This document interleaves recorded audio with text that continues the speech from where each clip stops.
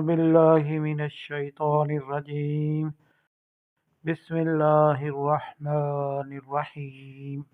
Historical background continues.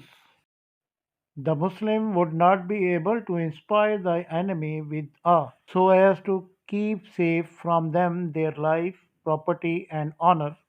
A careful study of the situation led the Holy Prophet ﷺ to make up his mind to take a decisive step and go into the battle with whatever little strength he could muster. For thus and thus only could he show whether the Muslim community had the right to survive or was doomed to perish. When he arrived at this momentous decision, he called the Muhajirin and Ansar together and placed the whole position before them without any reservation. He said, Allah has promised that you will confront one of the two, the trade caravan coming from the north or the army of the Quraysh marching from the south. Now tell me, which of the two you want to attack? A large majority of the people replied that they wanted to attack the caravan, but the Holy Prophet ﷺ, who had something else before him, repeated the same question. At this, Miqdad bin Amr, a Muhajir, stood up and said, O Messenger of Allah ﷺ, please march to the side to which your Lord commands you. We will accompany you wherever you go. We will not say like the Israelites, go and let you and your Lord fight, we will wait. In contrast to them, we say, let you and your Lord fight, we will fight by your side to our last breath. Even then, he did not announce any decision but waited for a reply from the Ansar, who had not yet taken any part in any battle of Islam, as this was the first opportunity for them to prove that they were ready to fulfill their promise of fighting for the cause of Islam. He repeated the question without directly addressing the Ansar.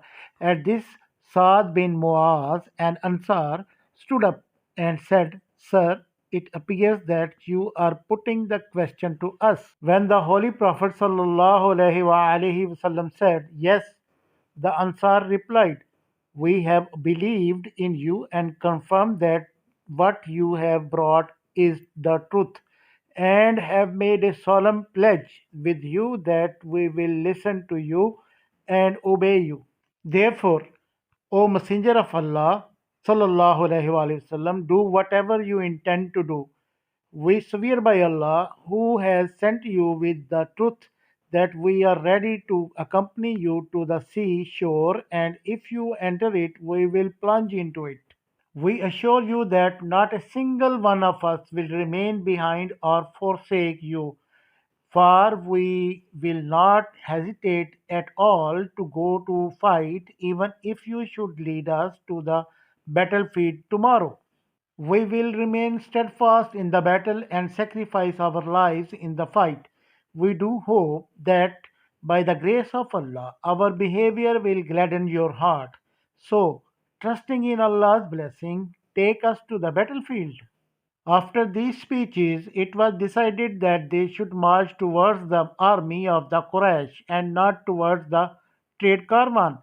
But it should be noted that the decision was of an ordinary nature, for the number of people who came forward to go to the battlefield was only a little more than 300, 86 Muhajir, 62 from Aus, and 170 from Khazraj.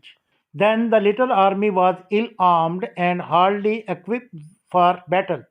Only a couple of them had horses to ride, and the others had to take their turn in threes or fours on the back of a camel, out of the 70 they had in all. Above all, they had not got enough weapons for the battle. Only 60 of them had armors. It is therefore no wonder that, with the exception of those who were prepared to sacrifice their lives for the cause of Islam, The majority of those who had joined the expeditions were so filled with fear that they felt as if they were knowingly going into the jaws of death. Then there were people who always looked at the things from a selfish point of view. Though they had embraced Islam, they did not realize that their faith would demand the sacrifice of their lives and properties from them. They were of the opinion that it was a mad expedition prompted by irrational enthusiasm for religion. But the Holy Prophet ﷺ and the true believers had realized the urgency of that critical hour, which required the risk of life. Therefore, they marched straight to the southwest, where from the army of the Quraysh was coming. This is a clear proof of the fact that from the very beginning they had gone out to fight with the army and not to plunder the caravan. For if they had aimed at plundering the caravan, they would have taken the northwesterly direction and not the southwesterly one. The two parties met in combat at Badr on the 17th of Ramadan, when the two armies confronted each other, and the Holy Prophet ﷺ noticed that the Quraysh army outnumbered the Muslim by 3 to 1 and was much better equipped. He raised his hand up in supplication and made this earnest prayer with great humility. O Allah, here are the Quraysh proud of their war material. They have come to prove that thy messenger is false. O Allah, now send that success that thou hast promised to give me. O Allah, if this little army of thy servants is destroyed, then there will be left none in the land to worship thee. In this combat, the emigrants from Mecca were put to the hardest test, for they had to fight against their own near and dear relatives and put to the sword their fathers, their sons, their paternal and maternal uncles, and their brothers. It is obvious that only such people could have come out successful in this hardest of tests, as had accepted the truth sincerely and cut off all relations with falsehood. And in another way, the test to which the Ansar were put was not less than hard. So far, they had only alienated the powerful Quraysh and their allies by giving shelter to the Muslim against their wishes, but now, for the first time, they were going to give fight to them and to sow the seeds of a long and bitter war with them. This was indeed a very hard test, for it meant that a small town with a population of a few thousand inhabitants was going to wage a war with the whole of Arabia. It is obvious that only such people could take this bold step who believed in the truth of Islam so firmly that they were ready to sacrifice every personal interest for its sake. So Allah accepted the self-sacrifices of the Muhajirin and the Ansar because of their true faith and rewarded them with His success. The proud, well-armed Quraysh were routed by these ill-equipped devotees of Islam. 70 men of their army were killed and 70 captured as prisoners, and their arms and equipment came into the hands of the Muslims as the spoils of war. All their big chiefs, who were their best soldiers and who had led the opposition to Islam, were killed in this battle.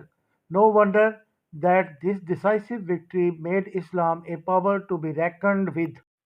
A Western research scholar says that before the Battle of Badr, Islam was merely a religion and a state, but after the battle it became the state religion, nay, the state in itself. This episode concludes our historical background of the surah. Thanks for watching and your time.